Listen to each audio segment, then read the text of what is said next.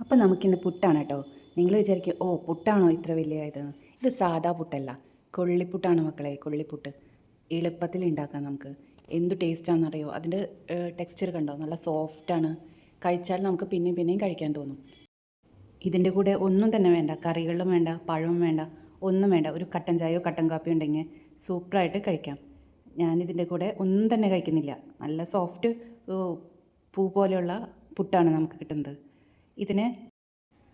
ഇതിങ്ങനെ കിട്ടാനായിട്ട് ഒരു ടിപ്പുണ്ട്, അത് ഞാൻ വീഡിയോയിൽ പറയാം. നിങ്ങൾ വീഡിയോ സ്കിപ്പ് ചെയ്യാതെ മുഴുവനായിട്ട് കാണണേ.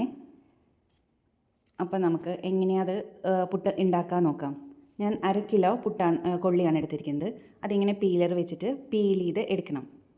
അത് പീൽ ചെയ്ത് നന്നായിട്ട് എല്ലാതും ഇങ്ങനെ തന്നെ പീൽ ചെയ്ത് വെക്കുക. എന്നിട്ട് ഇതാണ് അതിൻ്റെ ടിപ്പ്. ഇങ്ങനെ പിഴിഞ്ഞ് അതിലെ കൊള്ളിയുടെ വെള്ളം സ്റ്റാർച്ച് മുഴുവൻ പിഴിഞ്ഞ് കളയണം.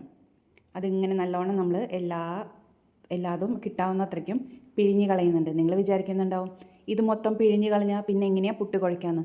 എന്നാലും അതിൽ പുട്ട് കുഴയ്ക്കാൻ പറ്റും. നിങ്ങളത് മുഴുവനായിട്ട് സ്ക്വീസ് ചെയ്ത് കളയുക. ആ സ്റ്റാർച്ച് മാറ്റിയിട്ട് നമുക്ക് നല്ലൊരു പുട്ട് തന്നെ തയ്യാറാക്കിയെടുക്കാം. വയസ്സായ അച്ഛനും അമ്മാമ്മയും ഉണ്ടോ വീട്ടിൽ? അവരോട് ചോദിച്ചാൽ മതി ഇതിൻ്റെ ടേസ്റ്റ്. അവർക്കറിയാം. അവർ പക്ഷേ ഇതൊക്കെ ഉണക്കി പൊടിച്ച് പണ്ട് കഷ്ടപ്പെട്ട് അത് ഉണക്കി പൊടിച്ച് ഫെർമെൻ്റ് ചെയ്ത് ഒക്കെയാണ് യൂസ് ചെയ്തിരുന്നത്. പക്ഷേ ഇത് നമുക്ക് എളുപ്പത്തിൽ ഇങ്ങനെ ചെയ്ത് കഴിഞ്ഞാൽ എളുപ്പത്തിൽ കൊള്ളിപ്പുട്ടുണ്ടാക്കാം. ഒരു പുട്ടുണ്ടാക്കുന്ന അത്രയ്ക്കും സമയം പോലും വേണ്ട ഇതുണ്ടാക്കാൻ. ഇങ്ങനെ സ്ക്വീസ് ചെയ്താൽ അപ്പോൾ പിഴിഞ്ഞ് വെച്ച എല്ലാ കൊള്ളിയുടെ കൊള്ളി പിഴിഞ്ഞ് വെച്ചതും നമ്മളത് കളഞ്ഞു വെച്ച സ്റ്റാർച്ച് കളഞ്ഞു വെച്ചത് എല്ലാം ഇങ്ങനെ നമ്മൾ പൊടിച്ചിട്ട് കൊടുക്കുക. അതിങ്ങനെ കൊടുക്കുമ്പോൾ തന്നെ പൊടിച്ചിട്ടുണ്ടാവും. എന്നിട്ട് അതിലേക്ക് ആവശ്യമായ അരിപ്പൊടിയാണ് ചേർത്ത് കൊടുക്കുന്നത്. അതെങ്ങനെ ആവശ്യത്തിന് നമുക്കിട്ട് നോക്കുമ്പോൾ അറിയാം എന്തോരം വേണമെന്ന്. നമ്മളിങ്ങനെ പിടിച്ച് നോക്കുമ്പോൾ ഒരു പിടി പോലെ ആവുന്നത് വരെ കുറേശ്ശെ ഇട്ട് കൊടുത്ത് മിക്സ് ചെയ്യാം. നമ്മൾ സാധാരണ പുട്ടിൽ ചേർക്കുന്ന ജീരകം, ഉള്ളി, നാളികേരം അതൊന്നും ഇതിൽ വേണ്ട. അതില്ലാതെ തന്നെ നല്ല ടേസ്റ്റാണ് ഇതിന്.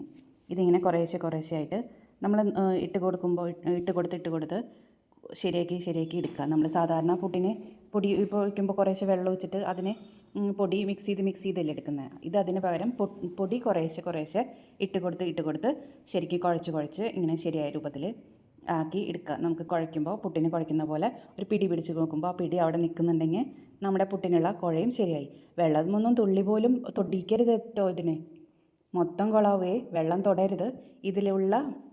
കൊള്ളിയിലുള്ള വെള്ളം തന്നെ മതി ഇതിൽ. ഇവിടെ പുട്ടെന്ന് പറഞ്ഞാൽ ആർക്കും വലിയ ഇഷ്ടമൊന്നുമില്ല. പക്ഷേ കൊള്ളിപ്പുട്ടുണ്ടാക്കി കഴിഞ്ഞാൽ എല്ലാവർക്കും നല്ല ഇഷ്ടമാണ്. എല്ലാവരും നന്നായി കഴിക്കുകയും ചെയ്യും. അത് ഞാൻ നിങ്ങളായിട്ട് ഷെയർ ചെയ്യാമെന്നാണ് വിചാരിച്ചത്. പിന്നെ സാധാരണ പുട്ടിനെ നമ്മൾ പുട്ടുംകുറ്റിയിലോ അല്ലെങ്കിൽ ചിരട്ടപ്പുട്ടിലാണെങ്കിൽ അതിലാണെങ്കിലും അടിയിൽ നാളികേരം ഇട്ട് കൊടുത്ത് സാധാരണ നമ്മൾ പുട്ടിന് ഇടുന്നത് പോലെ തന്നെ കുറച്ച് നാളികേരം ഇടുക, കുറച്ച് ഈ പൊള്ളിക്കൂട്ടിൻ്റെ മിക്സ് ഇട്ട് കൊടുക്കുക. അത് കഴിഞ്ഞ് കുറച്ച് നാളികേരം ഇട്ട് കൊടുക്കുക. അത് കഴിഞ്ഞ് പിന്നെയും ഈ മിക്സ് ഇട്ട് കൊടുക്കുക. ആവി കയറ്റി എടുക്കുക. ആവി കയറ്റുമ്പോൾ ഒരു പ്രത്യേക കാര്യം ശ്രദ്ധിക്കണം. നമ്മൾ സാധാരണ പുട്ടിനെ കുറച്ച് ആവി കയറ്റി എടുക്കുന്ന പോലെ നിരത്തരുത്. ഇത് നന്നായിട്ട് ആവി കയറ്റി എടുക്കണം. കൊള്ളിയായതുകൊണ്ട് തന്നെ നന്നായിട്ട് ആവി കയറ്റി നല്ലോണം വേവിച്ചെടുക്കണം. ആ ഒരു കാര്യം നമ്മൾ പ്രത്യേകം ശ്രദ്ധിക്കണം. അത് വിട്ടു പോകരുത്. അപ്പോൾ തന്നെ നമുക്ക് നല്ല പുട്ട് കിട്ടും. നല്ല ആവി പറക്കുന്ന നല്ല ചൂടുള്ള പുട്ട് ഇവിടെ റെഡിയായി. നല്ല പഞ്ഞി പോലെ സോഫ്റ്റായ പുട്ട് നമുക്കിവിടെ റെഡിയായി കിട്ടി.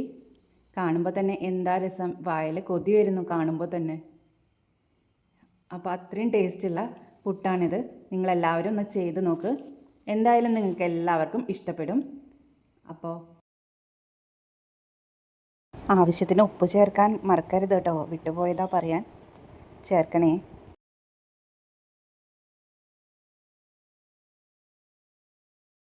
ഇഷ്ടപ്പെട്ടാൽ സബ്സ്ക്രൈബ് ചെയ്യാനും ലൈക്ക് ചെയ്യാനും കമൻറ്റ് ചെയ്യാനും മറക്കരുതേ.